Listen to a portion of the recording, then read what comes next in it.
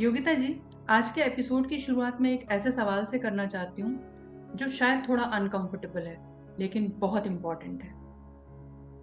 बिल्कुल बतिका जी, पूछिए। Uncomfortable questions ही अक्सर गहरे सच तक लेकर जाते हैं। अच्छा, मान लीजिए अचानक दुनिया से सारे लोग गायब हो जाएं। कोई आपकी तरफ देखने वाला ना हो, कोई आपको जज करने वाला ना हो, और ना ही कोई आपकी तारीफ या बुराई करने वाला हो। बिल्कुल एकांत हो।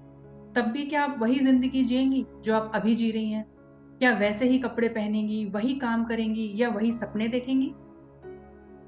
ये सवाल सच में बहुत डरावना भी है और थ्रिलिंग भी है। और अगर मैं अपने दिल से जवाब दूं तो शायद ऑनेस्ट आंसर नो ही होना चाहिए। है ना? यही तो सबसे बड़ा सच है। बिल्कुल। यह सवाल हमारे यस। अंदर की उस परत को रिवील करता है जहां हम रियल में हैं वर्सेस जहां हम दिखना चाहते हैं। अगर कोई देखने वाला ना हो, कोई जज करने वाला ना हो, तब भी क्या हम वही स्ट्रगल्स करेंगे, वैसे ही रिश्ते निभाएंगे? शायद नहीं। शायद हम बिल्कुल अलग इंसान होंगे। बिल्कुल, इसका मतलब ये हुआ कि हम में से बहुत से लोग शायद अपनी असली जिंदगी जी ही नहीं रहे, बल्कि किसी और की लिखी स्क्रिप्ट पर रोल प्ले कर रहे हैं। शायद यही सच्चाई है। हम में से बहुत लोग जी नहीं रहे, बल्कि परफॉर्म कर रहे हैं, लगातार। किसी की नजरों में खरा उतरने के लिए, किसी का अप्रूवल पाने के लिए, या उनसे मिलने वाले वैलिडेशन के लिए। और असल में पूरी एनर्जी जिंदगी को जीने की बजाय एक बेहतरीन परफॉर्मेंस देने में निकल जाती है। और यही वजह है कि अक्सर बाहर से एक्सट्रीमली कॉन्फिडेंट दिखने वाले लोग भी अंदर से बिल्कुल एम्प्टी एंड हॉलो फील करते हैं, क्योंकि उनका पूरा सेल्फ कॉन्फिडेंस इस बात पर टिका होता है कि दूसरे उनके बारे में क्या सोचते हैं। तो आज हम सबसे पहले खुद से ये चेक करेंगे कि कहीं हमारी सेल्फ वर्थ की फाउंडेशन जो है वो धीरे धीरे किसी एक्सटर्नल अप्रूवल पर शिफ्ट तो नहीं होती जा रही है। बिल्कुल। आज हम बात करेंगे उसी आजादी की, सेल्फ वर्थ की, ट्रू कॉन्फिडेंस की, और उस अनदेखे ट्रैप के बारे में जिसे हम कहते हैं वैलिडेशन एडिक्शन। तो चलिए इस ट्रैप को समझने की शुरुआत करते हैं। पता है योगिता जी, जब मैंने ये जो सवाल अभी मैंने आपसे पूछा, ये जब मैंने खुद से पूछा था कि अगर मेरे आसपास कोई ना हो तो मैं क्या करूं, एंड ट्रस्ट मी, जब ये सवाल खुद से पूछा तब मुझे एहसास हुआ कि हम अपने ऊपर कितने सारे जो डिसीजंस होते हैं हमारी लाइफ के, वो सोच समझ के नहीं लेते हैं। बल्कि या तो ये हमारी कोई हैबिट बन जाती है, या हम किसी ना किसी प्रेशर में रहते हैं, और फिर उसे हम नाम दे देते हैं एडजस्टमेंट का, और खुद को सेटिस्फाई कर लेते हैं। जैसे एक मैं बहुत सिंपल एग्जांपल देती हूँ। मान लीजिए अगर घर में कुछ एक सिंपल एक सवाल आ गया कि आज खाने में क्या बनना है। तो जैसे ही ये सवाल मन में आता है, तो as a wife, as a mother, मेरे दिमाग में सबके पसंद की चीजें घूमने लगती हैं। लेकिन अपनी पसंद के बारे में तो हम सोचते ही नहीं है, या सोचेंगे भी तो शायद सबसे लास्ट में सोचते हैं। बिल्कुल वर्तिका जी, और इस सेल्फ एडजस्टमेंट को बहुत प्यारे से हम नाम भी दे देते हैं, हम्म। जैसे कि सबकी खुशी में ही मेरी खुशी है, या यही तो मैच्योरिटी और समझदारी है। हमें लगता है कि रिश्ते चलाने के लिए खुद को भूल जाना ही कॉम्प्रोमाइज करना है। पर सच तो यह है कि इस मैच्योरिटी के पीछे एक गहरा फियर होता है। और डर इस बात का होता है कि अगर मैंने अपनी पसंद रखी तो लोग मुझे सेल्फिश समझ लेंगे, स्वार्थी ना कहलाऊं, दूसरों को खुश रखने वाली हो जाऊं। इस चक्कर में मैं खुद को ही कहीं खो देती हूँ। बिल्कुल सही कह रहे हैं। और यहाँ पर सच कहूं तो नियत यानी इंटेंशन का बहुत बड़ा खेल है। अगर आप प्यार से खुशी खुशी दूसरों के लिए कुछ कर रहे हैं तो वो एम्पैथी है। लेकिन अगर आप सिर्फ इसलिए कर रहे हैं कि लोग आपको वैलिडेट करेंगे, आपकी तारीफ करेंगे, या कहीं वो आपसे बस नाराज ना हो जाएं, तो ये वैलिडेशन सीकिंग है। और वैलिडेशन के लिए किया गया जो काम है वो कॉम्प्रोमाइज है, और वही धीरे धीरे हमारी आइडेंटिटी बन जाता है। हम भूल जाते हैं कि हमारी खुद की भी कोई पसंद या नापसंद हो सकती है। एकदम सही। और फिर हम वही करते हैं जो हमसे एक्सपेक्टेड है। क्या पहनना है, क्या बोलना है, कौन सा करियर चुनना है, और यहाँ तक कि कई बार तो कि कैसा इंसान बनना है ये भी सोसाइटी ही तय कर देती है, या फिर एग्जैक्टली। हमारा सर्कल। और हम बस उसी रोल को निभाने लग जाते हैं। और सबसे इंटरेस्टिंग बात तो ये है कि हमें पता भी नहीं चलता कि हम परफॉर्म कर रहे हैं, क्योंकि हमने इतने सालों तक दूसरों के एक्सपेक्टेशंस को फॉलो किया होता है कि उनकी एक्सपेक्टेशंस ही हमें हमारी चॉइसेस लगने लगते हैं। बिल्कुल सिंपल तरीके से समझाती हूँ। जैसे कोई एक्टर है, बहुत लंबे समय तक बहुत तन मन धन से डूब कर अगर वो कोई रोल करता है, तो वो उस रोल में, उस कैरेक्टर में अपनी पर्सनालिटी को इस तरह से घुला मिला देता है कि वो कई बार भूल ही जाता है कि वो असल जिंदगी में कौन था। जैसे अभी आप रणवीर सिंह को देखिए, जब उन्होंने पद्मावत में खिलजी का रोल किया था, तो उन्होंने खुद अपने इंटरव्यूज में कहा है कि वो उस कैरेक्टर में इतना डूब गए थे कि उनको उससे निकलने में 8 महीने लग गए। राइट? यस, तो ट्रू, बस वेरी यही चीज हमारे साथ होती है। बिल्कुल। और एक बहुत इंटरेस्टिंग ऑब्जर्वेशन है कि हम सब कहते हैं कि हमें खुशी चाहिए, पर सच तो यह है कि हमें वैलिडेशन चाहिए होता है। एक पावरफुल लाइन मैंने पढ़ी थी, most people don't actually want to be happy, they want to be validated. Problem ये नहीं है कि वैलिडेशन चाहिए या हम, एक्चुअली वैलिडेशन एक मूविंग टारगेट है। लोग बदलेंगे, एक्सपेक्टेशंस बदलेंगी, और उनके साथ आपकी वर्थ भी अप डाउन होती रहेगी। हमें पता भी नहीं चलता कि कब हम सेल्फ ड्रिवन से वैलिडेशन सीकर बन गए, और हम अनजाने में ही अपनी खुशियों का रिमोट कंट्रोल दूसरों के हाथ में पकड़ा देते हैं। बिल्कुल, एब्सोल्युटली राइट। अच्छा, एक बात और है योगिता जी, जैसे अब हमारी एज में 40 प्लस में आते आते तक ना, हम अपने सेल्फ वर्थ को कहीं ना कहीं अपने बच्चों की सक्सेस से भी जोड़ देते हैं। जैसे हमें ऐसा लगता है कि अगर बच्चा अच्छा कर रहा है तभी I am a successful parent, और अगर नहीं कर रहा है तो हमारी सेल्फ वर्थ लो हो जाती है। बिल्कुल वर्तिका जी, सोसाइटी की एक्सपेक्टेशंस को पूरा करते करते हम एक लेगेसी ट्रैप में फंस जाते हैं और खुद सिर्फ एक पपेट बन जाते हैं। लेकिन अपनी वैल्यूज के अगेंस्ट काम करने की जो सप्रेशन, घुटन जो होती है, ज्यादा दिन तक नहीं चलती है। ये स्ट्रेस बनकर हमारी बॉडी माइंड को तोड़ने लगती है, लाइक अ टाइट स्प्रिंग। अगर आप खुद को हद से ज्यादा दबाओगे तो एक दिन आप मेंटली बर्स्ट हो जाओगे। Stop living for the legacy, start living for yourself and develop that different kind of legacy what you want to be and upgrade that legacy. लेकिन स्टार्टिंग में ही ये वैलिडेशन का एडिक्शन हम रोक लें तो बात बन सकती है। बिल्कुल सही कहा आपने। तो चलिए, जैसे मैंने कहा, सिम्टम्स के बारे में थोड़ा सा हम और डिस्कस कर लेते हैं ताकि हमारी अंडरस्टैंडिंग थोड़ी और बेटर हो जाए।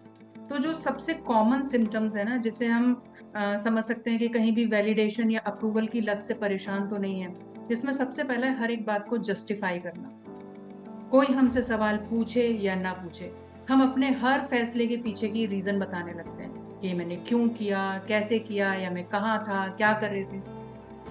दूसरा सिम्टम ये होता है कि कोई भी डिसीजन लेने से पहले मैं अप्रूवल लेती हूँ, दूसरों से पूछती हूँ, यार मैं सही तो कर रहा हूँ ना, देखो ये ठीक है ना, इस तरह के सवाल।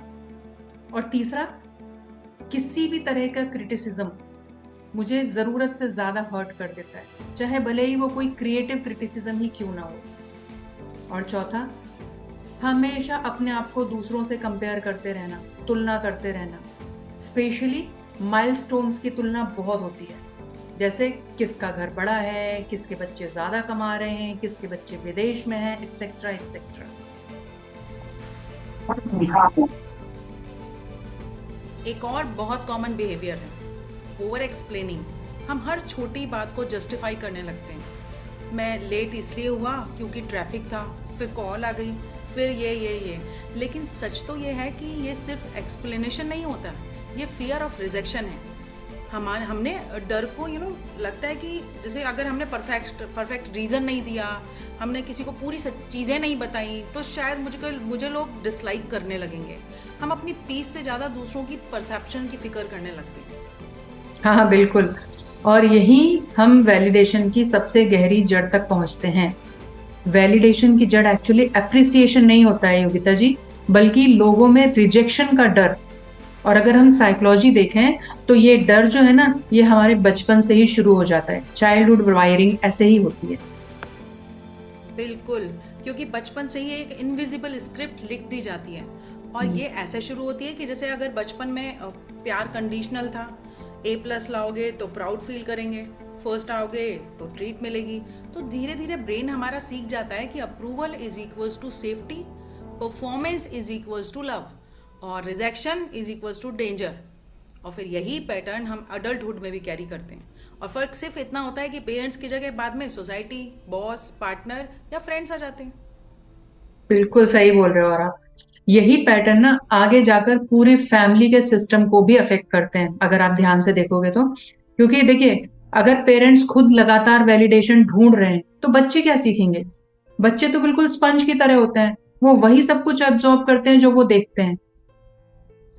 बिल्कुल। बच्चे ऑब्जर्व करते हैं कि मम्मी या पापा डिसीजन लेने से पहले हर किसी की परमिशन ले रहे हैं या हर किसी से बात करके पूछ रहे हैं, सलाह ले रहे हैं। उनके माइंड में भी ये बिलीफ डेवलप हो जाता है कि अपनी आवाज़ पर ट्रस्ट करना नहीं चाहिए, खुद से डिसीजन नहीं लेने चाहिए, बल्कि दूसरों से पूछना चाहिए, दूसरे जो बोल रहे हैं वो सही होता है। बिल्कुल। और फिर यही लो सेल्फ वर्थ रिलेशनशिप्स में भी बहुत सारे प्रॉब्लम्स लेकर आता है।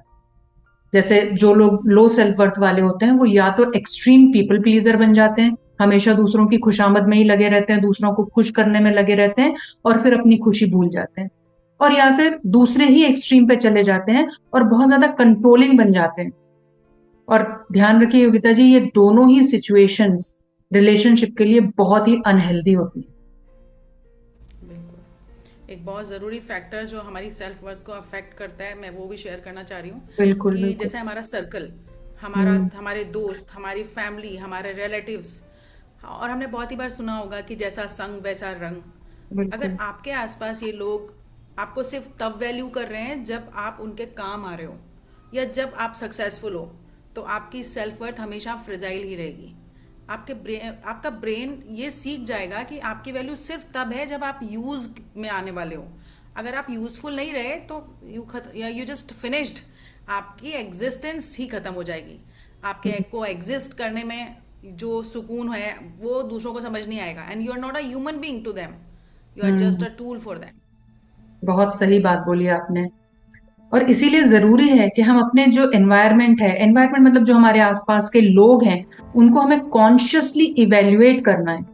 और हमें उन लोगों के साथ में ज्यादा वक्त बिताना है जिन्हें आपके होने से फर्क पड़ता है, ना कि आपके सिर्फ अचीवमेंट से। क्योंकि हेल्दी रिलेशनशिप्स हमेशा परफॉर्मेंस बेस्ड नहीं होती है। क्योंकि कभी आप अच्छा परफॉर्म कर सकते हैं, कभी आपका परफॉर्मेंस लो भी हो सकता है, लेकिन आपके प्रेजेंस बेस्ड होती है। मतलब आपका प्रेजेंट होना उनके लिए बहुत इंपॉर्टेंट होता है, और वो आपको वैसे ही वैल्यू देते हैं जैसे कि आप हैं। है ना? तो अच्छा योगिता जी, एक चीज और मैंने बहुत देखा है, एक कंफ्यूजन जो बहुत कॉमन है कि इनफैक्ट बहुत सारे कोचेस भी ये इस बात में कंफ्यूज होते हैं कि अक्सर सेल्फ वर्थ और कॉन्फिडेंस को एक ही समझ लेते हैं। उन्हें लगता है कि अगर कोई इंसान बहुत ज्यादा कॉन्फिडेंट दिख रहा है तो उसका सेल्फ वर्थ भी उतना ही स्ट्रांग होगा, लेकिन ऐसा जरूरी नहीं है।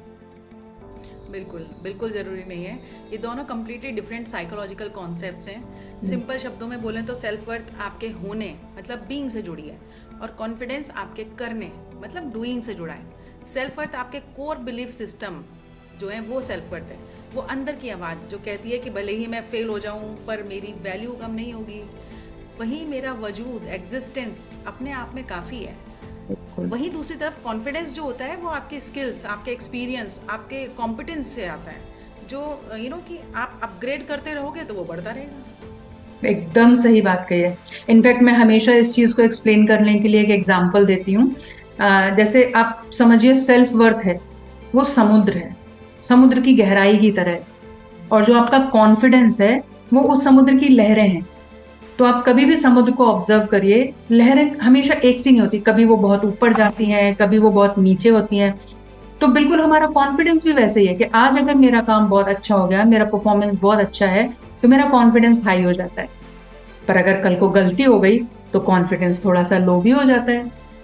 बट एक चीज जो नहीं बदलती वो है समुद्र की गहराई। समुद्र कभी नहीं बदलता, वो हमेशा एक जैसा रहता है, चाहे उसकी सतह पर तूफान आ रहा हो या फिर सतह बिल्कुल शांत हो। तो प्रॉब्लम कहां पर शुरू होती है कि जब लोग बाग, जैसे हमने कहा कि सेल्फ वर्थ और सेल्फ कॉन्फिडेंस से कंफ्यूज हो जाते हैं, जब वो समुद्र की लहरों को ही समुद्र समझ लेते हैं। मतलब हम अपनी बदलती हुई परफॉर्मेंस को ही अपनी रियल वर्थ मान लेते हैं, और किसी एक व्यक्ति की राय फिर आपके एग्जिस्टेंस को हिला देती है। बहुत बढ़िया, बहुत शानदार आपने मेटाफोर यूज़ किया है, और बिल्कुल आई एग्री विद दैट। अब सबसे बड़ा सवाल ये होता है कि सेल्फ वर्थ बनती कैसे है? क्या कोई मोटिवेशनल स्पीच सुनने से या हम्म। सेल्फ हेल्प की बुक्स पढ़ने से? ऑनेस्टली मेरे एक्सपीरियंस में सेल्फ वर्थ किसी बाहरी चीज़ से नहीं बनती। ये बनती है आपके छोटे छोटे ऑनेस्ट डिसीजन से। किसी ने सच कहा है, your worth is not tied to external validation, it is rooted in your self belief. Self worth कोई ट्रॉफी नहीं है जो बाहर से मिलेगी, ये वो सेल्फ बिलीफ है जिसे आपको हर रोज थोड़ा थोड़ा सीखना पड़ता है। बिल्कुल बिल्कुल। और एक्चुअली सेल्फ वर्थ बनता भी है उन मोमेंट से, उन पलों से जब हम अपने मन की सुनते हैं। हमारे अंदर से भी एक आवाज आती है ना, जैसे जब हमने अपने पसंद के कुछ कपड़े पहने जो हमें रियली पसंद है। जरूरी नहीं है कि जो हमें पसंद है वो दूसरे को भी पसंद आए, मगर ये एक छोटा सा स्टेप है। यहाँ हम अपने ब्रेन को एक मैसेज देते हैं कि यार मेरी पसंद भी मैटर करती है, मायने रखती है। बिल्कुल, जब हम पहली बार किसी को नो बोलते हैं बिना ये सोचे कि उसे कैसा लगेगा, वहां से रियल सेल्फ वर्थ जो होती है वो स्टार्ट होती है। अब मैं ये नहीं कह रही हूँ कि हमें किसी को डिसरिस्पेक्ट करना है, अपनी बाउंड्री सेट करना किसी की इंसल्ट होती ही नहीं है, ये आपकी मेंटल सेफ्टी होती है। ये खुद Agree. को एक मैसेज देने जैसा होता है कि मेरी एनर्जी, मेरा वक्त और मेरी मेंटल पीस भी वैल्यूएबल है। Absolutely right.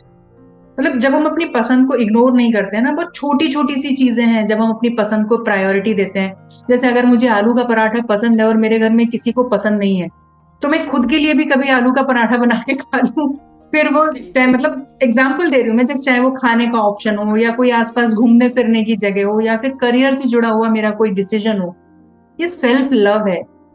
और कहीं ना कहीं ये हम जब करते हैं ना, तो हम खुद को ये एहसास दिलाते हैं कि मैं दूसरों के लिए ही नहीं बल्कि खुद के लिए भी उतनी ही इम्पोर्टेंट हूँ जितनी बाकी सबके लिए इम्पोर्टेंट हूँ। बिल्कुल, मुझे एक लाइन याद आ गई कि हमें एग्जिस्ट होना फील होता है कि हम भी हैं, वी आर अलाइव। एग्जैक्टली। और हर बार जब हम खुद की सुनते हैं तो हमारा ब्रेन एक नया मैसेज रजिस्टर करता है कि मेरी आवाज एब्सोल्युटली। भी इम्पोर्टेंट है, मेरी राय, मेरी ओपिनियन भी मायने रखती है। In short, I matter. So Vartika ji, validation से आज़ादी का मतलब ये नहीं है कि हमें लोगों की बातों से फर्क पड़ना बंद हो जाएगा। हम रोबोटिक नहीं बन सकते हैं, हम इंसान हैं। फर्क तो पड़ेगा, पर फर्क इतना ही कि अब दूसरों की राय हमारी जरूरत नहीं रहेगी। बिल्कुल सही कहा आपने, फर्क तो पड़ेगा। और फर्क अब ये हो जाएगा कि पहले जो हम अपने डिसीजंस ले रहे थे वो हम लोगों का रिएक्शंस देख कर लेते थे कि अगर मैंने ये किया तो लोग क्या कहेंगे, या मैंने उनके मन का नहीं किया तो सब मुझसे नाराज हो जाएंगे। यही सबसे बड़ा क्वेश्चन होता था। अब लेकिन धीरे धीरे हम वो करने लगते हैं जो हमारी वैल्यूज के करीब होता है, कि मतलब ये भी जो मैं डिसीजन ले रही हूँ या जो मैं एक्शन कर रही हूँ, ये मेरे सिद्धांत के, मेरे प्रिंसिपल्स के अकॉर्डिंग है या नहीं, मेरे वैल्यूज के अकॉर्डिंग है या नहीं, ये मुझे सही लग रहा है या नहीं। और दरअसल सेल्फ वर्थ की शुरुआत भी वहीं से होती है, जब हम ये समझने लगते हैं कि हमें अपनी जिंदगी जीने के लिए किसी से परमिशन लेने की जरूरत नहीं। बिल्कुल सही, बहुत बढ़िया। और वही feeling, I am enough, simply because I am alive. और अगर अब भी आपके दिमाग में ये सवाल आए कि लोग क्या कहेंगे, तो बस उसे एक और सवाल से रिप्लेस कर देना, मैं अपने बारे में क्या कहूंगी? क्या मैं खुद को इस डिसीजन के लिए अप्रिशिएट कर पाऊंगी? दूसरों के अप्रूवल टेम्परेरी हैं, खुद का अप्रूवल हमेशा परमानेंट होता है। एब्सोल्युटली। इनफैक्ट आज के इस पूरे एपिसोड का सबसे इंपॉर्टेंट थॉट भी यही है कि कॉन्फिडेंस डेवलप करने से पहले सेल्फ वर्थ को हील करना बहुत जरूरी है। क्योंकि जब हमें अपनी रियल वैल्यू का एहसास होता है ना, तो हमारे डिसीजंस जो है उसमें नेचुरली एक क्लैरिटी आ जाती है। और फिर डायरेक्शन का डर नहीं लगता, जिंदगी की दिशा का डर नहीं लगता, बल्कि हमारी अपनी ऑथेंटिसिटी ही हमारा डायरेक्शन डिसाइड करती है कि हम कितने अपने अपने आप के लिए हम कितने ऑथेंटिक। बिल्कुल। सो ऑडियंस, वैलिडेशन के एडिक्शन को छोड़िए और खुद की रिस्पेक्ट करना शुरू कीजिए। सच्चा कॉन्फिडेंस तब आता है जब आपको किसी और की तालियों की जरूरत नहीं हो। Are you ready to be free from लोग क्या कहेंगे? अगर हाँ, तो कमेंट में लिखिए free. Let's start this journey of self worth together. See you in the next episode. बिल्कुल योगिता जी, बहुत मजा आया मुझे इस कॉन्वर्सेशन में। और अगर आपको भी बहुत इंटरेस्टिंग लगा हो ये कॉन्वर्सेशन और कहीं ना कहीं आपने इसे अपनी लाइफ में फील किया हो, तो इस कॉन्वर्सेशन को आप जरूर शेयर कीजिए उन लोगों के साथ जो शायद वैलिडेशन ना मिलने पर खुद को वर्थलेस मानने लगते हैं। उन्हें बताइए कि उनकी वैल्यू उनकी आइडेंटिटी से है, उनके होने से है, ना कि उनके परफॉर्मेंस से। बहुत सही। स्टे ऑथेंटिक, स्टे अवेयर, और हाँ, खुद से प्यार करना मत भूलिए। फिर मिलते हैं अगली कही सुनी के एपिसोड में, और तब तक के लिए धन्यवाद। Thank you, thank you. धन्यवाद।